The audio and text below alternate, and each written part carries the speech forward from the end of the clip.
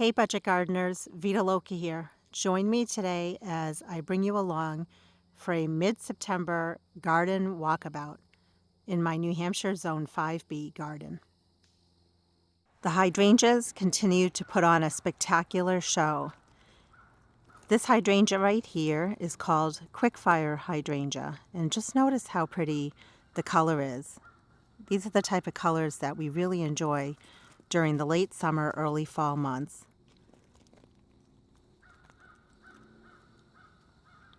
I love how vibrant they are, and yet how delicate the flowers are.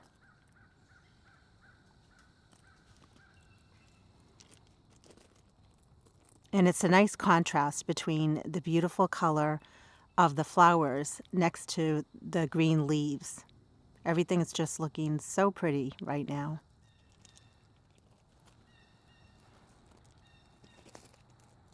As we move along this area of my hydrangeas, we have another very pretty Quickfire hydrangea, and then right next to it, even if it's a little flopped towards the top part of it, this is the vanilla strawberry hydrangea.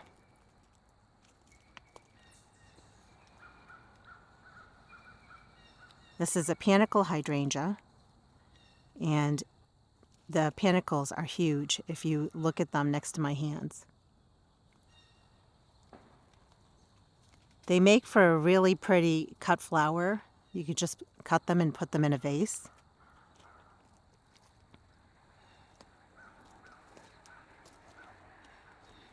Next year in the spring, when I come in to prune this hydrangea, I won't prune it back as hard.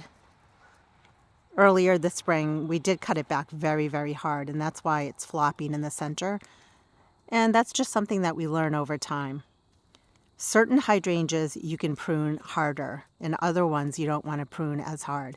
Vanilla strawberry could be pruned maybe 30%, but you have to be very selective with the pruning. Whereas when it comes to this type of hydrangea, the Quickfire, it's a lot more forgiving.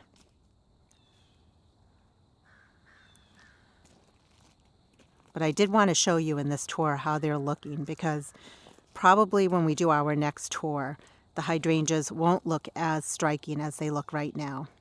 But they're just so pretty. The long border is starting to quiet down, which is typical for New England. The temperatures are cooling down. In fact, our nighttime temperatures are dipping below 40 degrees pretty soon. The black-eyed Susans or Rebecca have put on a fabulous show. If you're looking for a flower, a perennial flower that blooms for a long period of time, this is a great option. And although most of my echinacea or coneflower have gone by, you can see that there's still one here that's just looking very striking, very pretty. In the back, we had planted some Annabelle hydrangeas. They have already started to go by, but I'm looking forward to next year when they get larger and really fill in the back part of this bed. Mid-August to mid-September is really the optimal time to overseed a lawn here in New Hampshire. My husband's been very busy. He is almost done, actually. He has come in and mowed the lawn very short, and then he overseeded the lawn and has been watering the lawn every day, a couple of times during the day. So it has started to come back. It was looking really bad, as it always does when you do a job like that. But it's looking really good again this time of year. And we want to do this type of job before the leaves start falling, which they have started falling. Another flower in the long border that's looking really pretty is great blue lobelia. It has flopped, and I'm making notes for next year. This is a plant that I definitely should be coming in and staking. But it is very, very pretty. It adds nice color this time of year. Another plant that I'm noticing that even though it's not blooming, I like the foliage of it, the color of it. It's a penstemon, Husker's red penstemon. Look how pretty that red foliage looks. Pretty soon I will be taking the elephant ears out of their container pots and getting them ready for overwintering. And I'm just walking you along the long border here, just to show you how things are looking as we get ready for the beginning of fall.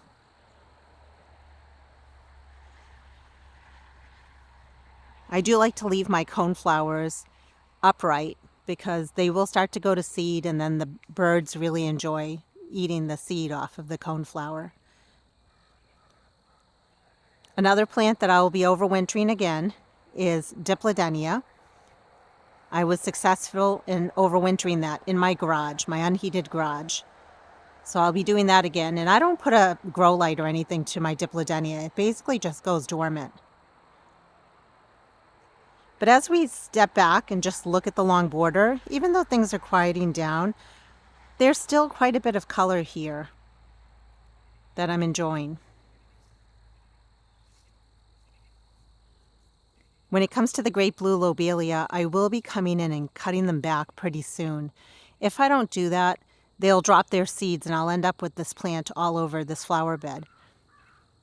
That's something to keep in mind with certain plants. As much as we are trying to keep them up for the pollinators, we also have to be thinking about how much maintenance do we want to do in our gardens. I don't want to be coming in and plucking out all the little seedlings that appear for great blue lobelia. So it's easier for me to come in and just cut them back before they start setting seed.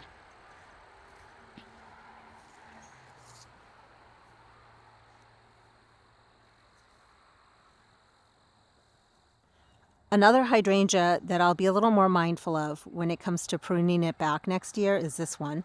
I'm almost sure it's called PG hydrangea.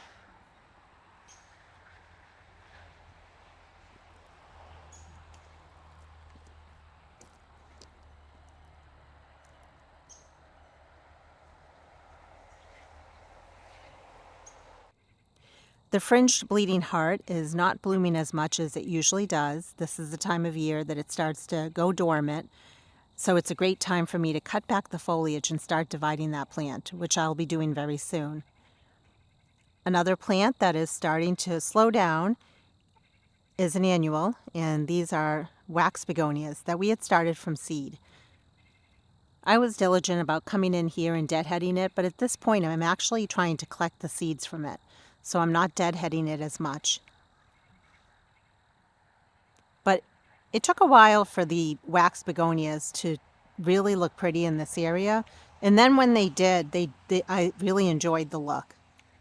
So I will be repeating that again next year.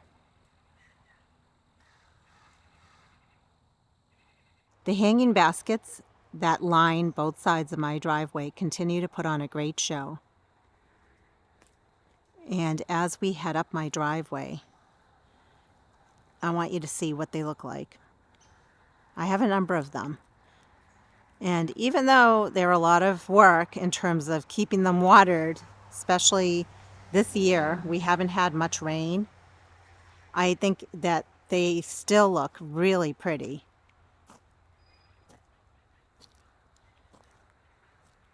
But once the temperatures start cooling down even more, I'll have to take each of these baskets down and I'll be overwintering the perennials that are in here. And when I say overwinter, they're just going to get potted up and put into the plant nursery that I have, like the lamium. Those are perennials. And also we have creeping Jenny. Those are also a perennial. But I want you to see how they've filled in so nicely. And then we have the beautiful pops of color for the impatiens.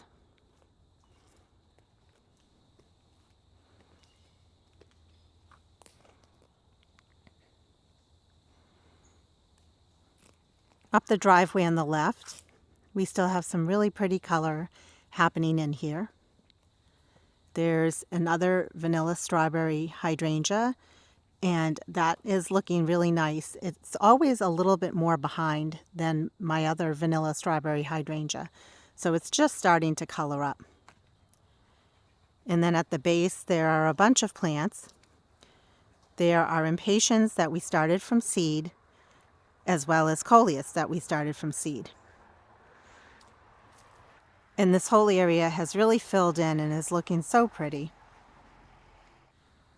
I'm trying to not walk on this part of the lawn. You can see this was the last section that my husband worked on for really scratching it up and putting down some compost, homemade compost that we made, and grass seed. I joked about it in a previous video. Sometimes you have to kill your lawn to make your lawn look better. So I don't want to walk down on the lawn, but I want to show you from the distance how pretty this section looks right here, where you come up the driveway and again you have the hydrangea there, all the impatiens. Next year, I need to remember this. Next year, I just want to pack that area with impatiens. I want to pack that area, and as we move this way, I want to continue on with more impatiens down over there. I think that would look really pretty because I do love collecting my own seeds from impatiens. I love starting impatiens from seed.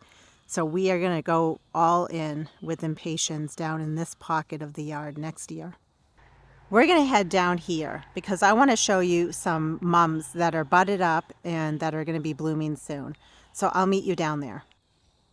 We're in what I call the lilac bed, and this has a lilac tree in the center of the bed. But what I wanted to show you was I do have some perennials that are going to be blooming soon. They are yellow colored mums. They have a little bit more of a wild habit to them, but I did cut them back once this year. I say it every year, but next year I want to be better about cutting it back a number of times. And the reason is the more you cut back your mums, your perennial mums, the bushier they'll be and not so leggy. But that's the color of this mum. It's actually very, very pretty. And I have this mum sprinkled throughout this flower bed. One of my goals for next year is to come in and divide this mum and move it to other areas of my yard. Because when there is a lull during the late summer, early fall months in my flower beds, I can basically fill those gaps with these perennial mums. And you can see I have plenty of them. So I need to get after it right in the springtime and divide these mums and move them to other areas of my yard.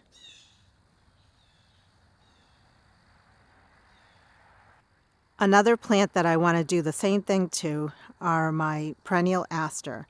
I have some really pretty perennial aster that are sprinkled throughout this bed, and I have them dotted in between each grouping of the mums. So when I do my next garden tour in a few weeks, I'll bring you back down here and I'll show you how these plants are looking. Because this area of my garden is basically asleep right now, but in a few weeks it will be full of color. We have some nice big patches of aster down here, and they're all budded up. I experimented a little last year and I put some plants towards the back of the bed, but they're really meant to be towards the front of the bed. We have some sedum here, and I believe this is the Autumn Joy sedum. So they are providing a little bit of color in this bed, which is nice. But you can see what I mean. I tucked it in towards the back of the bed, and as we slowly pan to the other side of this bed, you'll see that I have another patch of the Autumn Joy sedum back in here as well. I love sedum this time of year. It's just such a pretty pop of pink color. And there are a lot of different shades, a lot of different kinds of sedum that you can get. I'm trying not to step on the lawn because it's been freshly seeded, but I do want to show you certain areas of my yard. For example, this was an experiment. I put a whole bunch of coleus that I started from seed in this area, and I put them in here pretty late. I think they look pretty. It's better than not having anything in this space. So I may repeat this again next year. And I may sprinkle something like impatiens in this area as well. We'll see. And then if we pan on the other side of this area, we have some beautiful heuchera or coral bells towards the front of the bed. I'm really enjoying how they're looking in the late season months. I think it looks so pretty especially next to this freebie plant that appeared. It's an annual type of Rebecca or black-eyed Susan. But look how pretty that is. All the different types of coral bells or heuchera that we have. And you couple that with the autumn joy sedum. A lot of times people will put these type of plants in container pots, autumn joy sedum and different colors of coral bell. But if you have them in the landscape, you can enjoy them there as well. And in the distance, it's just starting to go by. There's a really pretty red colored lobelia. It's called cardinal flower. It's a perennial. And it's a very striking red. It's very pretty. We have some more sedum here. One of my garden goals for next year is to go heavy on sedum. I want to come in and I want to propagate and I want to divide all the sedum that I have, as well as the mums that I showed you and the aster, and get those plants. I mean, these type of plants really do prefer full sun, so I want to sprinkle them in all of my full sunflower beds. I want to give you a little bit of perspective here. So we're currently in the front yard, and if we look out that way, we're heading towards the backyard. And if we slowly turn this way, this is the bay window flower bed and my front walkway. This is west facing. So there are pockets of full sun, part shade in this whole area. A plant that I'm really enjoying this time of year, and I've learned that if I'm diligent about deadheading it, it actually will bloom for me late spring through the summer into the fall. This is called Centaurea montana. Another name for it's mountain bluet. I recently made a video showing my process for dividing it and collecting the seeds from it. I really love this plant. I know that it's considered invasive in certain parts of the world, but it's not considered invasive here in New Hampshire. So I'm planning to add this into lots of areas of my garden for next year. And not only that, I plan to be diligent about keeping it deadheaded so I can enjoy its blooms throughout the season.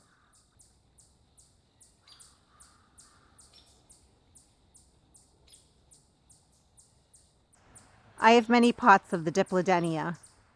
So when it comes to all those pots, I'll tackle them one at a time, and I will be basically cutting them back and potting them up and getting them ready for overwintering in my garage. And if I can divide any of them, I'll divide them as well. A geranium that I successfully overwintered in my garage was the Martha Washington geranium, and I have a few of them in my yard. So I will be bringing these in to be overwintered again in my unheated garage, and I'm planning to take cuttings from it and propagate it also. So be on the lookout for those videos. I love propagating my geraniums, my zonal geraniums as well as my Martha Washington geraniums.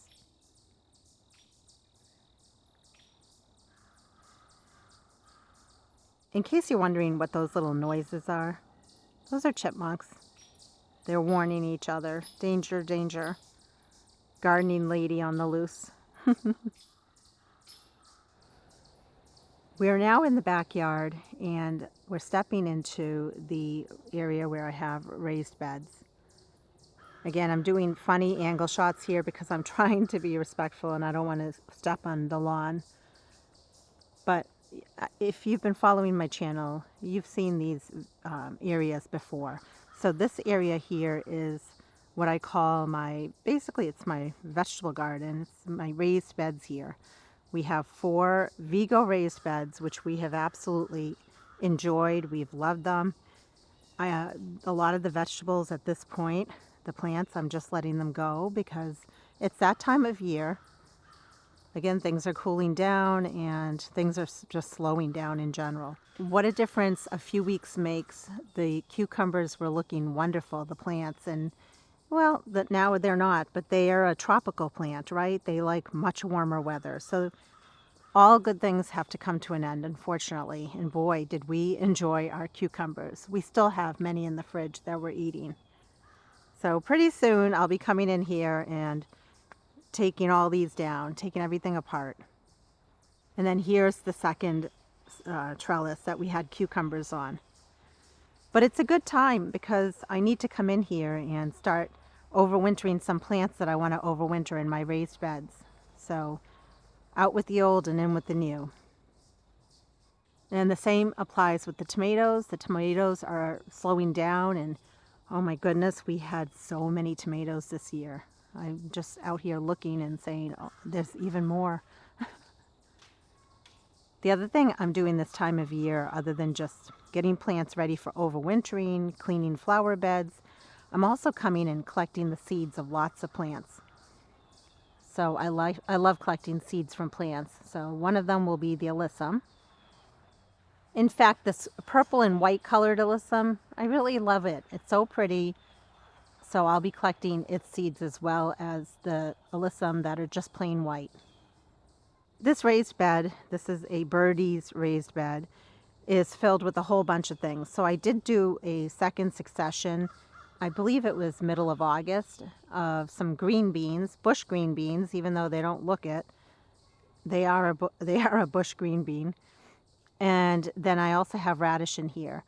Within the next few days, I need to come out here and start pulling some radish because they should be ready now. And then we also put in some peas, but to be honest with you, where we live, it's very hard to get that second succession of peas. It just is.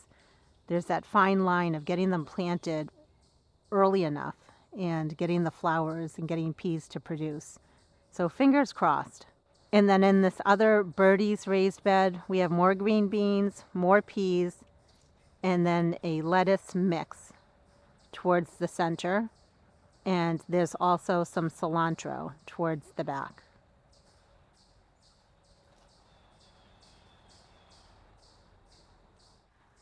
My rose garden has done really well. I've enjoyed it. And at this point, there are still some roses in here, but they're starting to go by. The wax begonias that we started from seed continue to put on some really pretty flowers in here. I'm so glad that I add the begonias in this space. I think that without the begonias, this area would not be as pretty. And it's funny, last year all my white begonias that I started from seed were only in the center. And I said, no, I need to have them on the outside of the rose garden. This year, I'm thinking, no, I need to have my white begonias on the outside as well as on the inside. So be on the lookout for that next year. But it's a wonderful space. I really enjoy it. And some of the roses in here are just so pretty. Like, look at this one.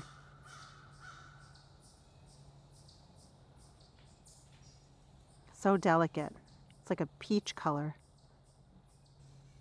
And then I just have some knockout roses that you typically can find at the big box stores at the end of the season. They'll mark them off 50 or 75% off.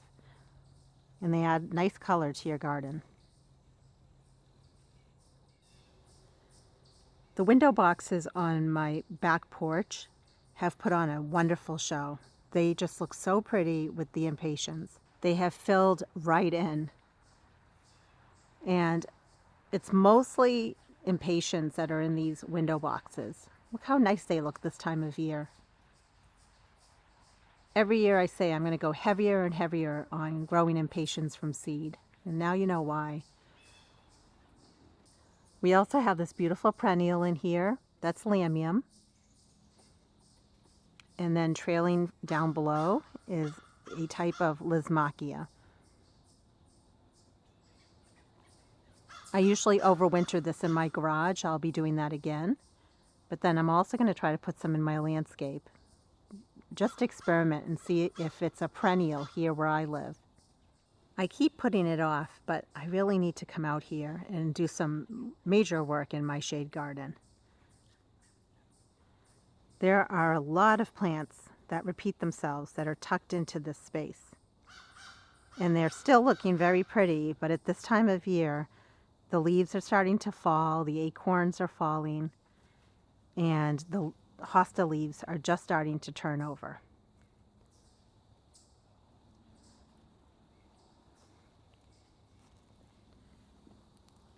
So for this shade garden, I just want to show you some of the plants that are in here. This beautiful plant is tiarella, or foam flower. It has a nice white colored flower to it earlier in the season. There's a bunch of lungwort, or pulmonaria, and it blooms beautiful purple and pink colored flowers early in the season, but then it also has a very nice foliage to it with all the beautiful speckles on the leaves. I have a couple of maidenhair ferns tucked into this space just to add a little bit of interest. And right nearby the maidenhair fern, I want you to look at the color of the leaves as they're changing on this coral bell or heuchera. We have some astilbe. That also blooms during the spring months, but it has a nice look to its leaves this time of year. Towards the front of this bed, this very dainty looking leaf, that's a dwarf goat's beard, and right next to it are some miniature hosta, and they just alternate all across the front of this flower bed. In the back of the flower bed are some Annabelle hydrangeas, and then we also have ligularia, or bottle rocket, with the heart-shaped leaves, and that had a very pretty yellow color flower on it. And that's a really nice plant to have in a shade garden. Tucked in over here is a type of brunnera, and then we also have epimedium, and the epimedium blooms during the early spring months. There is the gorgeous Japanese painted fern, and I love, look at the colors on that. I love the colors. You can't beat that in a shade garden. We have a bunch of different heucheras, or coral bells, with the chartreuse color and the purple color that you're looking at, as well as some red. And then this interesting leaf here, that is a hellebore, or Lenten rose. And many of these plants repeat themselves throughout this small little space here. Tucked in behind the space here are a bunch more of the pulmonaria, or lungwort. And I'm trying to let them naturalize in this space because I just think that would look so pretty, a whole sea of lungwort.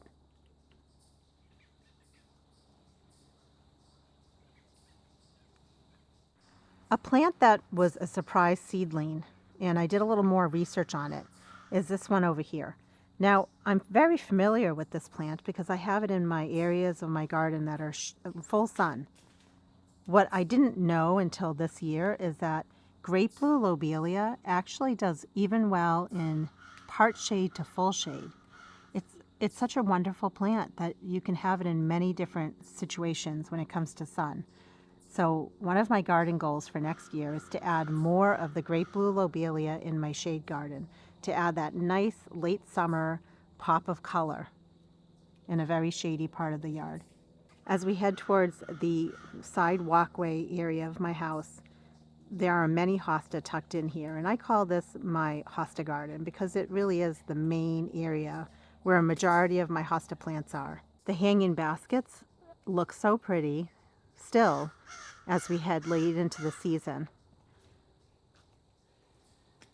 They are filled with impatiens and also the creeping jenny, as well as the lamium.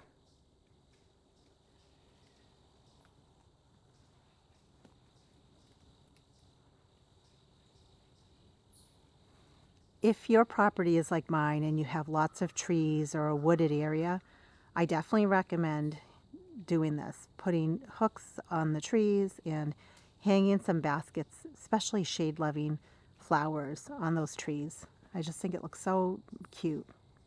The hosta garden has really filled in. We've continued to divide and move and add plants to this space. And there is such a great variety of hosta plants in here. But then there are a lot of the same kind of hosta plants in here because we just keep dividing them to add to our collection. Probably by our next garden tour, the hosta leaves will start turning. In fact, they're just starting to turn over. And that can look very pretty as well if you leave them and just enjoy them for their yellow and golden color foliage that they provide this time of year. And when I'm in the back of the hosta garden looking towards the house, this is what it looks like this time of year. So there's still lots of color in the distance when you're in this area of the yard. Things are looking really pretty still.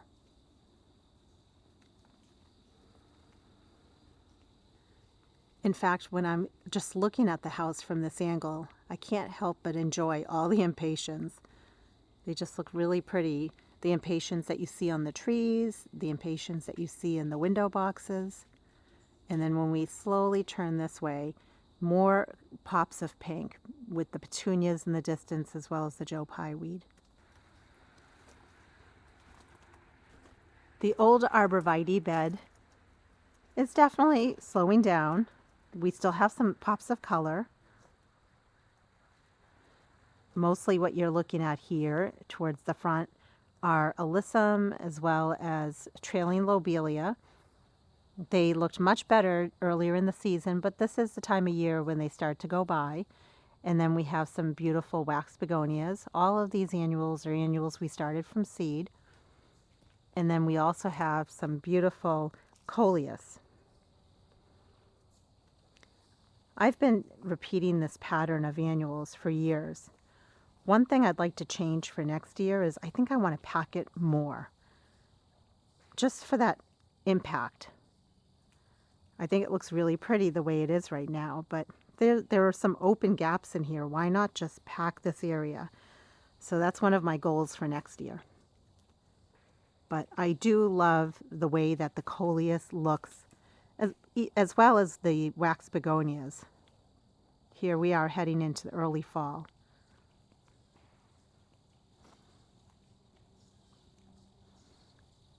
The side porch is looking really festive. We had recently come in here and added some just different decor for fall time. When it comes to my container pots, I'm slowly emptying them out one at a time. And I showed you in a previous video my process for overwintering my zonal geraniums. I haven't had the heart to empty these ones out yet because they still look pretty. But again, that we have a night coming, 37 degrees Fahrenheit, within a few days. So the days are limited, and eventually I will be taking the geraniums in for overwintering bare root. We also have some beautiful annuals. I had moved these to this space recently just because I thought that they would look pretty near the porch. This is a Proven Winners plant. I can never remember the name, so I always say I'm going to pop it up on the screen. It's something Hoopla Vivid Orchid, but nevertheless, it's so pretty. I don't usually buy many plants, but I had gotten some plants for an area that I adopted this year, and I had some extras, so I just kept them and put them in container pots. The one thing I will say that I've never really had to deal with before were budworms, so I did have to spray these at one point. It took a few weeks, and then they bounced right back. So they look really pretty. Someone asked me recently if I'm planning to overwinter these. I might try just to cut them back really hard, and I'll just keep them in the pots that they're in. I'll put them in my garage, and I will give them very little water. I won't give them any light, or I might. I'm not sure about the light. I do have some grow lights I could put on them, but they will pretty much be dormant. So if I do try to overwinter them, that's how I'm going to do it. And speaking of overwintering, that's another Diplodenia. It's not blooming as much anymore, although I can see it has some flower buds in the center. And that will also be overwintered. I have some calla lilies. I've already started overwintering them, so I have one there that needs to be overwintered. I have another calla lily tucked into this pot over here that needs to be overwintered. And then over here on the porch, we have some of the vanilla strawberry hydrangeas. We had just cut some of them back just to add to the porch, and they're looking pretty. And I'm just loving the impatiens. They look so pretty on the porch here. Look at that, how they fill right in. I'm so glad I kept it to just impatiens. Last year I had a mix of impatiens and maybe coleus and begonias, and I told myself I wanted to try just impatiens for basically the thriller of these container pots. And sometimes when you just go simple, it's better that way. I like having spillers when it comes to my impatiens. But in terms of the thriller, I think just having that one plant and having multiple of that one plant can also be very effective. And if we're just looking at the impatiens from this side, I wanted to show you other plants that are here as the spiller. So it's always going to be repeating plants because I'm going to do whatever is the cheapest and easiest for me. So we have the perennial, and that's lamium. And then we have more of this beautiful glossy leaf here. This is a type of Lismachia that, again, I usually overwinter it in my garage, but I'm going to try to overwinter some of it out in the landscape and see if that works. But they really did fill in so nicely this year.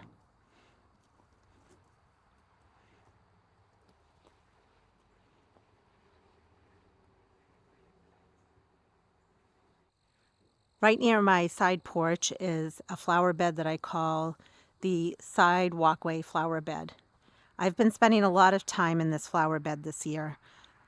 My biggest goal, and it has been for years, and it's not been an easy goal to achieve, but I'm working really hard to achieve this goal, is when I look at this flower bed, I look at it as right there where those two windows are.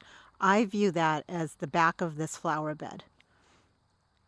Because when you come into my driveway and you walk up the walkway or you go into the garage, I feel like that's the focal point back there. But everything on the perimeter of the bed, I feel like should not be very tall. It should be lower plants.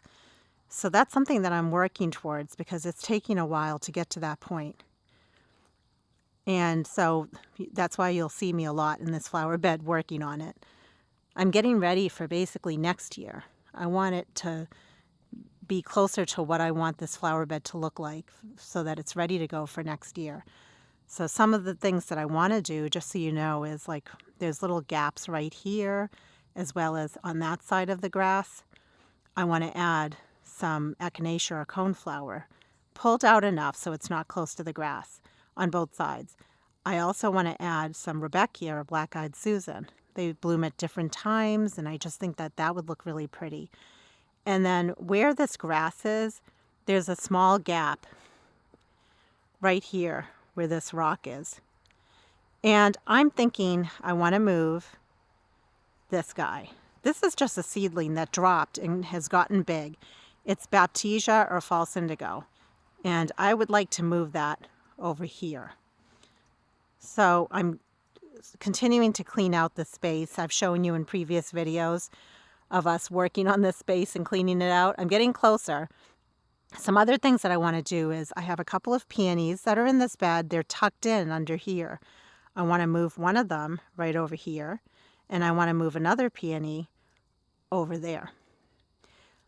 I'll show you probably in a different video my process for doing that. Either I'll do it or I'll bring you along. But that's what I'm planning. Now let's talk about something that's blooming in here, looking so pretty. These are a perennial mum, and I had them from my previous house. They were not thriving where they were for a number of years in my yard, and then I put them here a few years ago. Just look how stunning they are. I was diligent about cutting them back twice this year, and that's why they have that really nice form, that really nice habit. And then right nearby is another perennial mum. Together we planted this here. I had bought a small little plant for like $1 something from Walmart, and I showed you in a video my process for getting that mum to overwinter. And that's what it looks like. I believe it's a white color mum. And that's exciting because I don't have any white mums in my yard. So next spring I can come in and divide that and move that around. In fact, I had made a video showing you my process for planting that as well as a few other mums. And I want to show you because I want to be honest, the other ones did not survive. Only one of, I think, the 4 that we planted survived. But it was still worth it because look, we now have one that survived. What I will say is, in my experience, the mums that I overwinter in my garage and then plant out in the spring seem to do better. So I will be doing a little bit more of that this year. Here is another mum, the same one that I just showed you, a bigger one on this side. So one of my garden goals in the spring is to divide my aster, my sedum, my mums, and move them to all the areas in my yard that are considered full sun. The Joe Pye weed is still providing really pretty color, even if it's just starting to go by. The pollinators absolutely loved that plant when it was in its glory. It would be a shame if I didn't tell you what this plant is, but I think a lot of you probably already know. It's a proven winners plant, and it's another one that when I bought the ones that I showed you on the porch, I also had these ones here. This is Supertunia Bubblegum Vista. I think that's the name, but I'll pop it up on the screen. I have to tell you, this is probably one of my favorite plants. And it's another one that I might as well try to overwinter it. I don't plan on bringing these type of plants into the house. I would much rather, when it comes to overwintering plants, I really want low maintenance. And if I'm not successful, I had nothing to lose. So again, I will be coming in, I will be cutting it back really hard, and it's just going to go into my garage. But I just want to show you, if you're looking right through here, this little pocket, look at all the pretty colors that you see right there.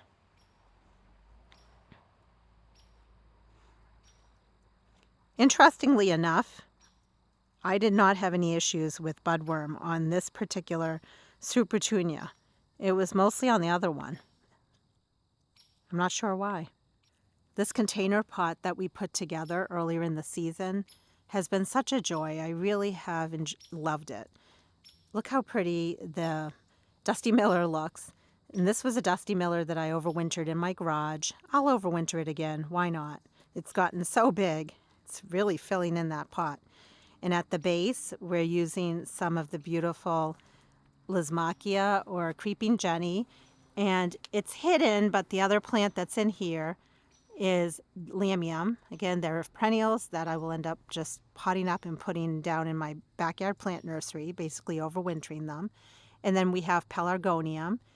That's another one that I need to come out and get it ready for overwintering bare root. And then we have this grass that, it's my understanding, this type of Juncus grass may be a perennial where I live. So I'm going to try to, I normally overwinter it in my garage. I'm going to still overwinter a small piece of it in the garage, but I'm also going to try to put a small piece of it in the landscape and experiment and see if it truly is hardy where I live. The front walkway has been such a joy this year. I really have loved the way it has come along. We added these window boxes midsummer. These window boxes were originally upstairs off my bedroom balcony, and then I brought them down here. And these are all petunias that we started from seed. They're a mixture of dollar store or Dollar Tree petunia seeds, as well as petunia seeds that I collected myself. When you collect your own seeds from certain plants that are hybrid, it's going to be a mix. You never know what you're going to get. So, for example, look at this compared to this. That's what happens when you collect seeds off of, I believe they were proven winter petunias that had gone to seed. You're going to get a mixed bag. I don't mind that. I think that looks pretty. I like the look of it. but that's just something that happens if you're going to collect seeds off of a hybrid. I had shown you in a video my process for cutting back my petunia is really hard. And at this point, if I lived in an area that was much warmer, I could come in and cut them back hard again. But it's getting too cold now, so I'm not going to even bother with that. Same with deadheading. If you lived in a warmer climate, you could come in and deadhead your petunias. But it's just not worth it for me at this point. Some other plants in this window box are, we have a variegated vinca vine, and I have that in a number of container pots. That is not hardy where I live, but I've been overwintering it in my garage for a number of years. So when I take apart this window box, I will overwinter those again. And then we have more of the creeping jenny as well as a different type of Lismachia.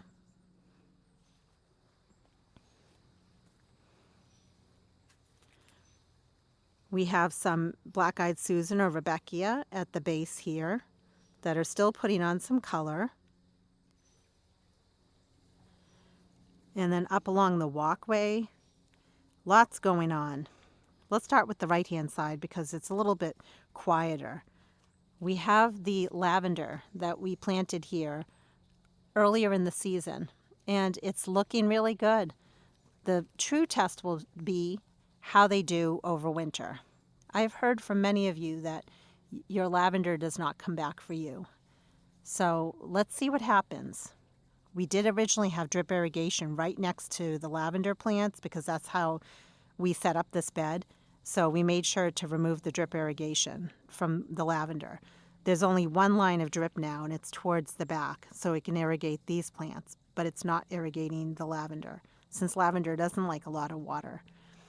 And in case you're wondering what these plants are, they are, well, this right here is a mum that I got from my friend who's a veterinarian, and he didn't want the mum last year in the fall, so I got it from him and I overwintered it in my garage.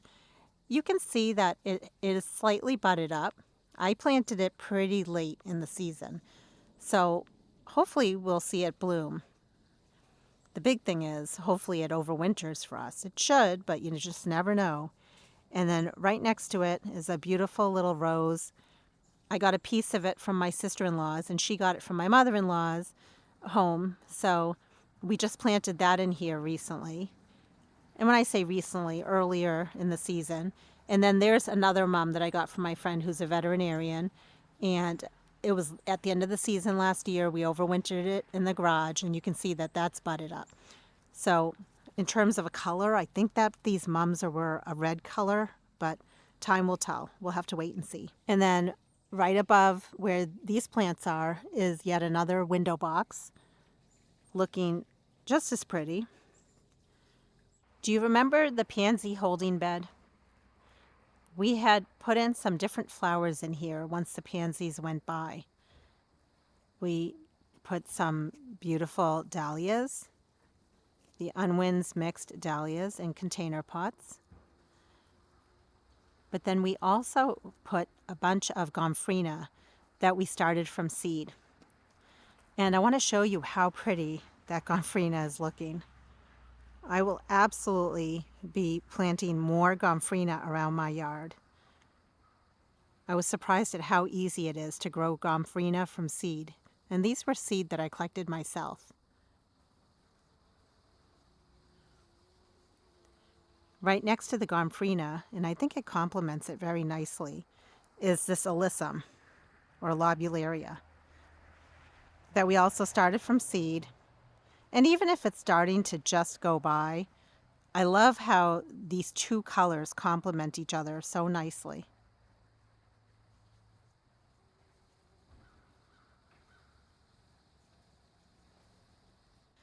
I did want to show you in the pansy holding bed, in case you're new to my channel and you're wondering what does she mean by pansy holding bed. They're just basically pansies that seed themselves each year. And in the spring, they look so beautiful. But then they get leggy, and then I cut them way back. But I do that after they drop their seeds. So look at all the little plants that have come up. Now, these will overwinter. And it's no different than some of you like to do like the cool flowers where you get them to grow a little bit and then overwinter. I've been doing this process for a number of years before I even learned about this whole cool flower thing that you hear a lot about. And that's how I get my pansies to overwinter for me year after year. So we have a whole bunch that are a nice big size. But then close by, we have other ones that are still pretty small. But that's okay. They're still putting on some growth and they'll be just fine. So this is the inside of my pansy holding bed. And for reference, when you're looking at the front walkway, we have the gomphrena on the outside part of the pansy holding bed. And then we have all the pansies that have seated themselves towards the center here. In fact, some of them are just starting to bloom again. I want to talk about some of the plants you see on this side of the flower bed. We have a number of coleus. I was looking back at my garden tour from last year, and I had let a lot of my coleus go to seed because I wanted to collect the seeds. So the flower stalks or the flower spikes looked a little unsightly, but you have to do that if you want to collect the seeds from coleus. I still have so many coleus seeds left that I'm not going to collect any seeds, at least not from these particular coleus plants. But I wanted to mention this because I want you to see that there are different colors, different variations of coleus in here. As I had said earlier in the video, all the annuals that you see for the most part in my yard are annuals I started from seed. So when it comes to coleus, we're going to get a mixed bag because I just collect whatever I want and let them mix, and it doesn't matter to me. But they really are happy. They're doing well. Another plant that is looking pretty, but it's definitely going by, are these right here. We have trailing lobelia and alyssum. And we just have these same plants throughout this bed. We also have a number of snapdragons, and they have gone by, but I've been trying to come in here and deadhead them, trying to get the last blooms I can this time of year from them. In this container pot, we have some petunias. I had winter sown some petunia seeds, so better late than never. I got them out of their winter sown container and just plunked them in this pot here. Well, they are adding a little bit of interest and color in this space. And then here we are at the front door of my house, because we're currently at the front walkway. And we have yet more of the beautiful impatiens that have really filled in. And then I had put together a number of different container pots, and they really have filled in as well. We have a Darwin mix dwarf dahlia. I've been growing them for a number of years. I originally bought one packet of seeds, and I have overwintered the tubers year after year. I've collected their seeds. So those are putting on a really pretty show right now. And then at the base of the dahlias, we have the variegated vinca vine. We also have a purple and white alyssum or lobularia. There is creeping Jenny tucked in there. So lots of plants happening in this one little container pot. And then we have its duplicate right on the other side here. The only difference is the color of the dahlias are different, but otherwise everything else is the same. And there's still a lot of buds on these dahlia plants, which is nice this time of year. It's nice to look at these colors.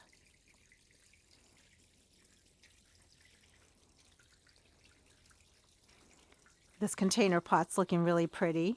So we have in the center there a calla lily that will be coming out to be overwintered. And then we have some beautiful coleus on either side. And that's called Colocha Rose. I had originally bought the seeds off of Baker Creek, but it's been a number of years since I bought those seeds. And when it comes to that particular coleus, it is an open pollinated coleus. So when you collect the seeds from it, it's going to create a plant that looks identical to the parent plant. We also have more of the creeping Jenny, as well as the variegated vinca vine, which, by the way, I've been coming in every so often and cutting the vine back because otherwise it just trails and looks a little unsightly. So I have been coming in and just keeping that cut back. And then we also have more of the perennial spotted dead nettle or lamium.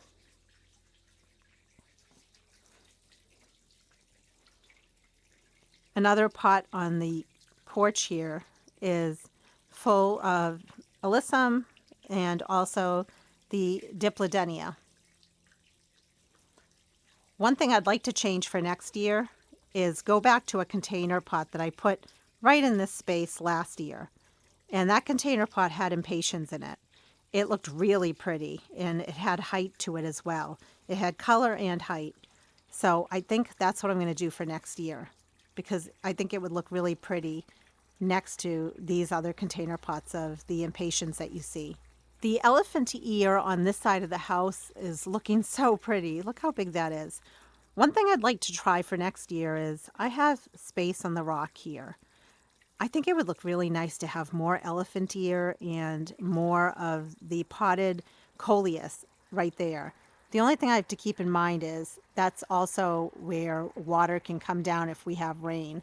So I might have to experiment with that. I'd like to come in here and make some changes around my pond. I don't love the way the plants look around this area. And I'm not going to go into too much detail about that. I'll do that when I make the video. But just know that changes will be coming in terms of the plants that you find, mostly miniature hosta, that you find around the base of my little pond here.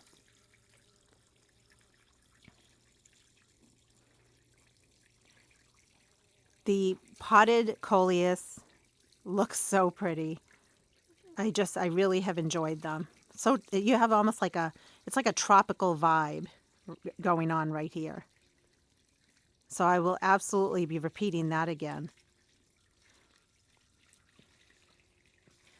And they're no different than the coleus that you see up along my front walkway. They're just happier. They have drip going directly to them, even though the coleus along my walkway also have drip going to them.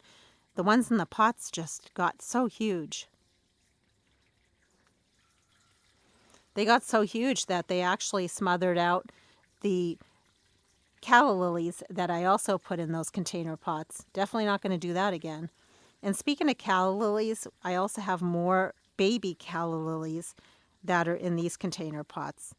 And they were just ones that I had divided and put to drip so that they could get a little bit bigger with the hope that next year they will bloom for us because they were just little divisions that needed to put on some growth.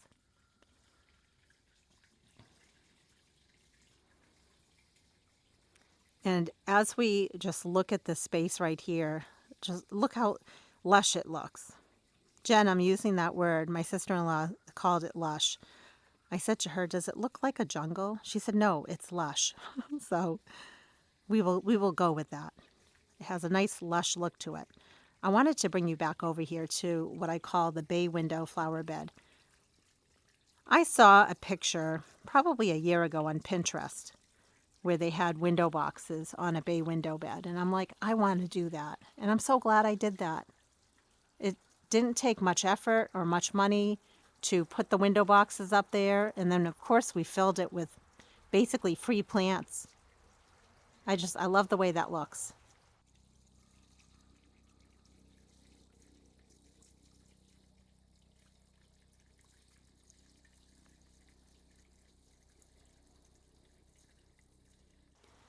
We have a hydrangea here. It's a little floppy, but pretty nevertheless. It's an Annabelle hydrangea. And this area is going to see some change too. But again, I'm not going to go into detail with the changes. Just know that this area needs change. It needs to have some change. This plant right here is just starting to bud up. I'm actually going to bring you inside here because I want to go over a few different plants that are in this space here.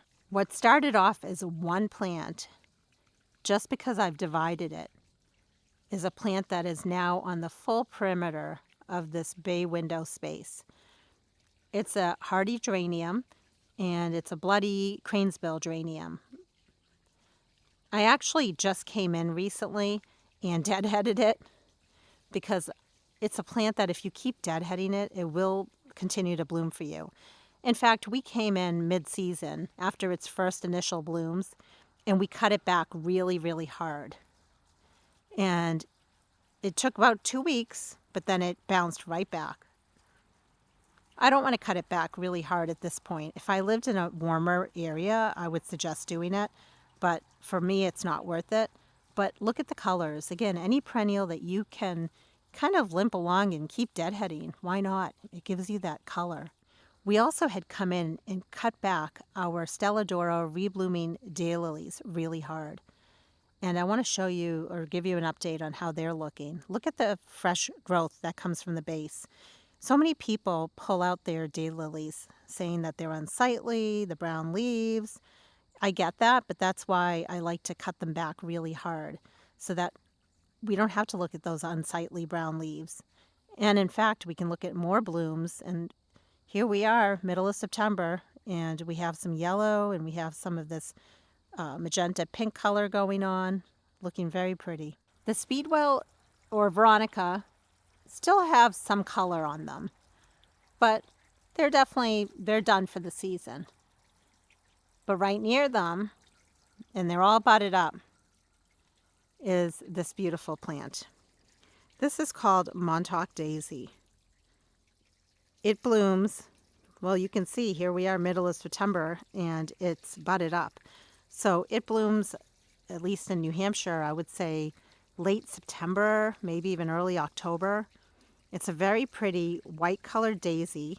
It definitely gets to be large if you don't cut it back, and it flops if you don't cut it back. And I think I only cut it back once, and I want you to see the woody base in the center. It's a little bit of a beast. It's a very easy plant to propagate from cuttings, and I have videos showing you how I do that. But, you know, you can't go wrong when you get this color late in the season. So I will be dividing and moving this plant around the yard, and I will show you that probably in the spring when we do that. For this year, we just want to enjoy it when it does bloom. When I do another garden tour later this season, I'll show you what it looks like when it's blooming. But just keep in mind, I probably should have cut it back a few more times. I only cut it back once. But it doesn't matter. The fact that we can get some blooms off of it late in the season is a winner right there. We're going to end the video right here because it's just so pretty, even if I never got it up on a trellis. First of all, look how pretty it looks next to the Black-Eyed Susan or Rebecca. We have a morning glory that had self-seeded itself here. And yes, it would have looked really pretty on a trellis, but I'm just going to enjoy it sprawling on the ground the way it is. So until the next video, make it a great day with gardening.